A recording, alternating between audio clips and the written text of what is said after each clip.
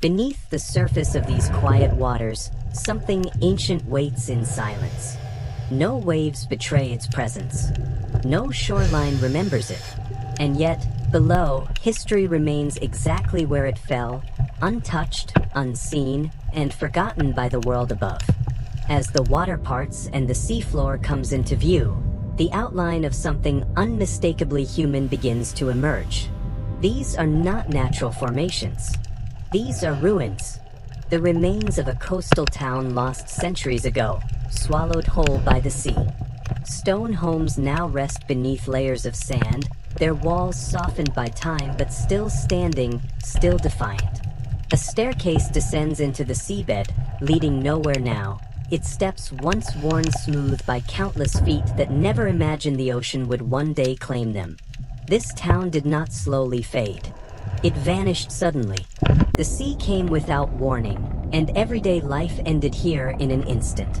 Household objects remain exactly where they fell.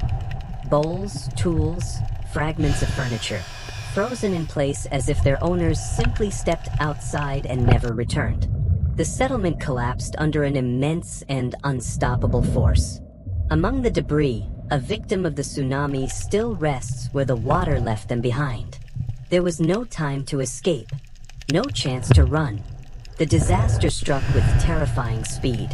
Time has erased nearly everything, except the bones. This person never escaped the flooding waves. Their final moments are unknowable, but the silence around them tells its own story. Homes were torn apart in seconds. Walls gave way. Roofs collapsed. Tools lie abandoned, untouched since the day they slipped from desperate hands.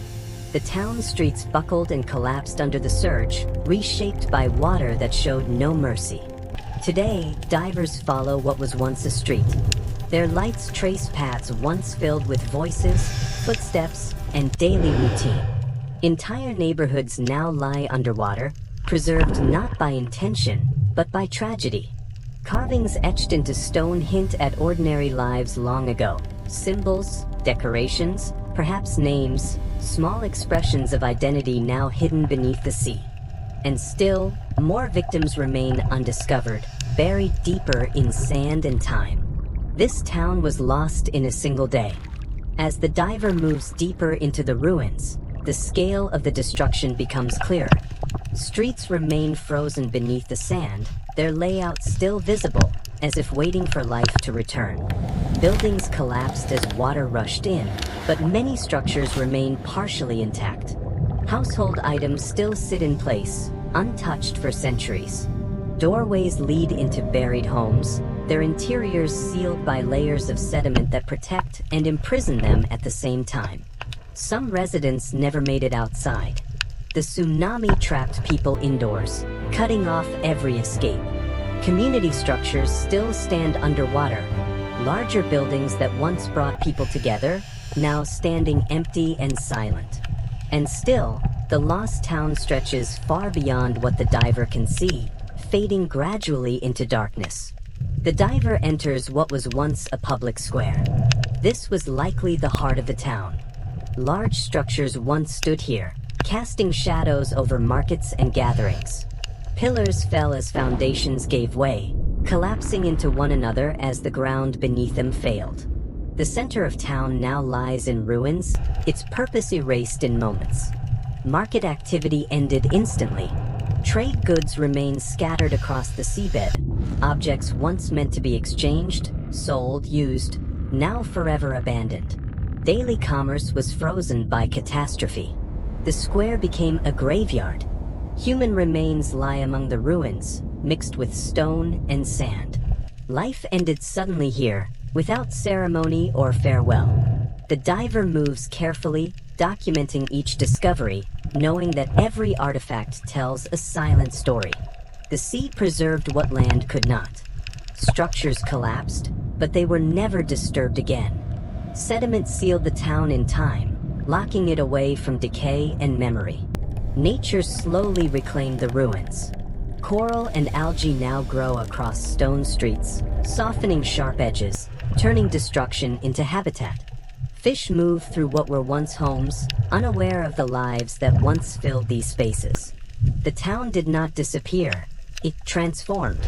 It became part of the ocean itself. Centuries passed without human contact. No footsteps. No voices. No remembrance. Only water, pressure, and silence.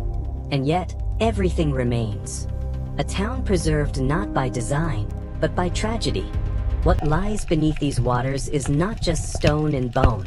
It is a moment in time, frozen forever.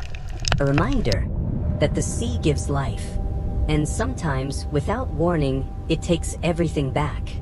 The deeper the diver moves, the more the world above begins to disappear. Sound fades first, then color, then the sense of time itself.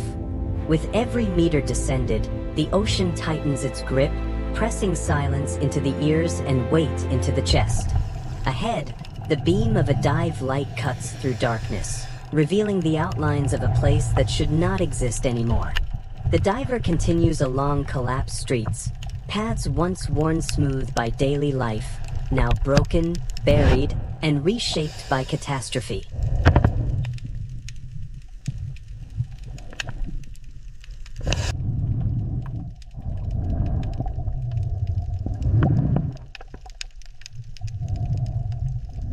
Roof beams rest where they fell, heavy timbers frozen in the moment of collapse.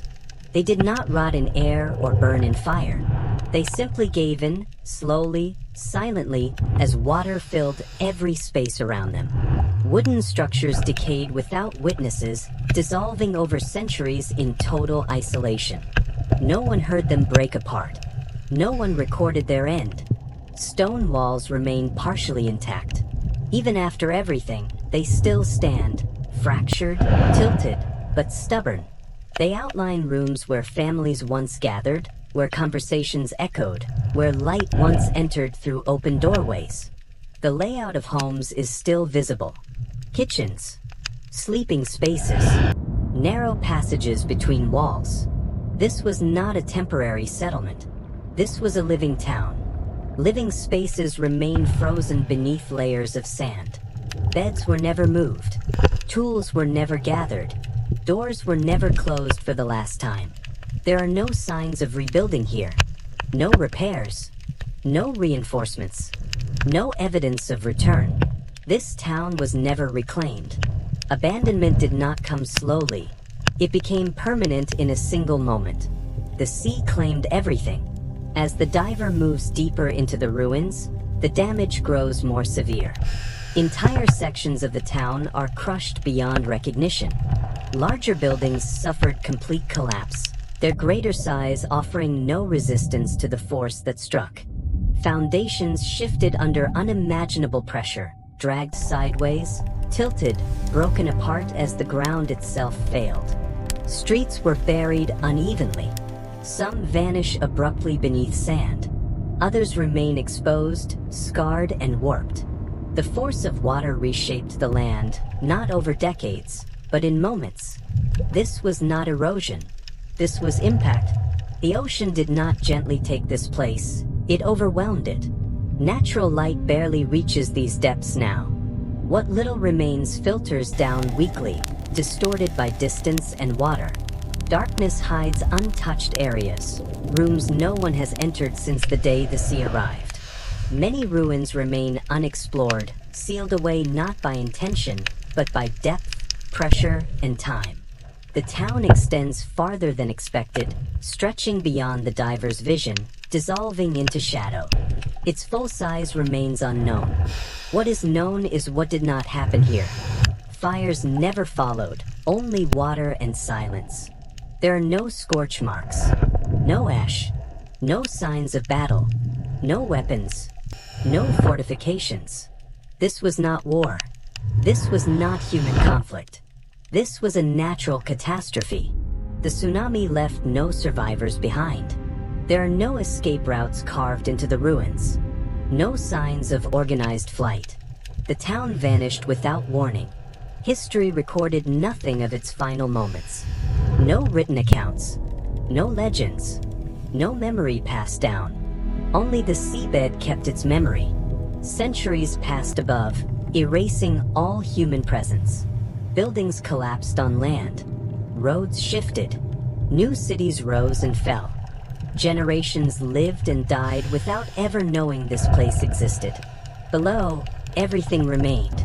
The ocean became a time capsule, preserving not just stone and wood, but a single frozen instant of loss. The diver reaches the town's edge. Here, the ruins begin to thin. Sand deepens, swallowing the last fragments of walls and streets.